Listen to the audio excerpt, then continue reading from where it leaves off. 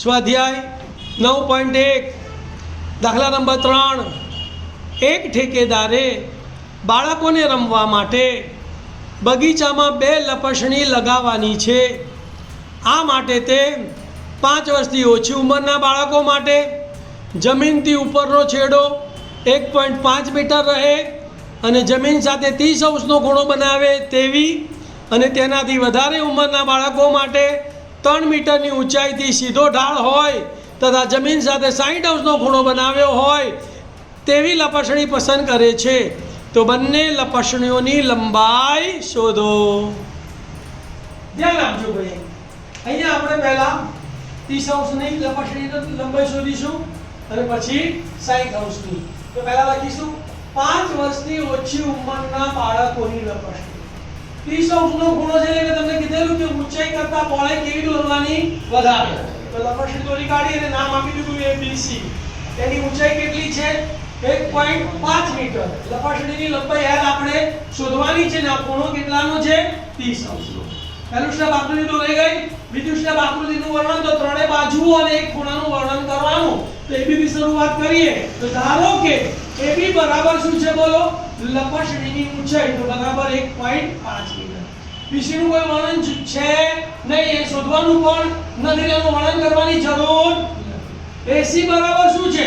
તો લપસણીની લંબાઈ બરાબર L મીટર અને ખૂણો 1 CB બરાબર 30 ડિગ્રી। ક્લિયર? વર્ણન પતી ગયું। હવે કાટકોણ ત્રિકોણ લેવાનો। ત્રિકોણ ABC માં ખૂણો B બરાબર 90 અને ખૂણો C બરાબર 30 છે। હવે અહીંયા ધ્યાન આપજો, તમને આ ખૂણાની કઈ બાજુનું માપ આપેલું છે? સામેની બાજુનું માપ આપેલું છે અને કોનું માપ શોધવાનું છે? કર્ણનું। તો સામેની અને કર્ણ એટલે sin લેવાનો, cos નહીં લેવાનો, tan નહીં લેવાનો। તમારે જોવાનું કે કઈ બાજુનું માપ આપેલું છે અને કયું માપ શોધવાનું છે। તો આ ખૂણાની સામેની બાજુનું માપ આપેલું છે, કર્ણ શોધવાનો છે એટલે સામેની છેદમાં કર્ણ એટલે તમે sin 30 લેશો, બરાબર ને? તો શું લખશો હવે? sin 30 બરાબર સામેની બાજુ તો કઈ આવશે? AB અને કર્ણ તો આવશે AC। sin 30 ની વેલ્યુ કેટલી છે? 1/2 બરાબર AB બરાબર 1.5 અને AC બરાબર L। ચોકડી ગુણાકાર કરીએ તો L એકા L અને 2 ગુણ્યા 1.5 તો 15 દુ 30 અને 3.0 એક આગળ આપણે પોઈન્ટ કાપીએ તો 3.0 થાય ને, તો માટે L બરાબર 3 મીટર। તો 5 વર્ષથી ઓછી ઉંમરના બાળકોની લપસણીની લંબાઈ કેટલી આવી? 3 મીટર। હવે બીજો દાખલો કે 5 વર્ષથી વધુ ઉંમરના બાળકો માટે કેટલા અંશનો ખૂણો આપેલો છે? 60 અંશનો। તો મેં તમને શીખવાડેલું કે 60 અંશનો ખૂણો આપ્યો તો ઊંચાઈ વધારે પહોળાઈ ઓછી, એવો કાટકોણ ત્રિકોણ દોરવાનો ને। તો આપણે ઊંચાઈ વધારે પહોળાઈ ઓછી એવો 60 અંશનો કાટકોણ ત્રિકોણ દોર્યો, એને નામ આપ્યું PQR। શું નામ આપ્યું? PQR। એની ઊંચાઈ કેટલી છે? 3 મીટર। એની લપસણીની લંબાઈ L આપણે શોધવાની છે।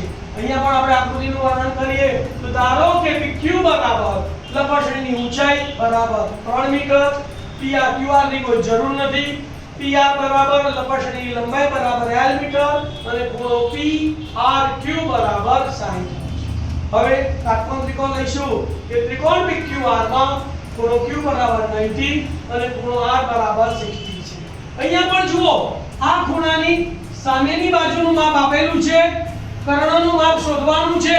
તો સામેની અને કર્ણ એટલે શું લેવાનો? sin। તમે કર્ણ અને સામેની cosec પણ લઈ શકો, પણ આપણે cosec ક્યારે લેવાનો નહીં, sin જ લેવાનો, કાં તો cos લેવાનો અને કાં તો tan લેવાનો।